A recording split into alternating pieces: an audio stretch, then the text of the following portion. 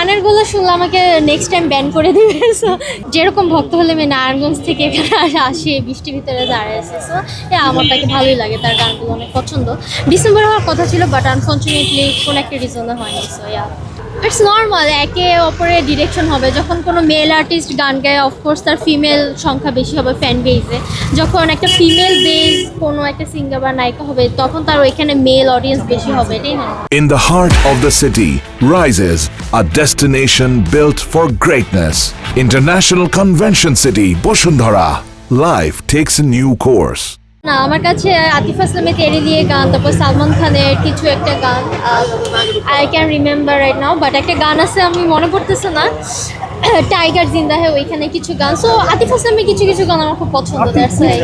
আমার গানের গুলো শুনলে আমাকে নেক্সট টাইম ব্যান করে দিবে। সো না ভাই, আমার গানের সিরিয়াল চলে যেতে, সিরিয়াল আমরা দিয়ে দিব। না, আমার গানের গুলো খুবই বাজে। সো আমি যদি এখন গাই, আই এম শিওর আমাকে পরবার ব্যান করে দিবে কনসার্ট থেকে। আমি গান গাইতে চাই।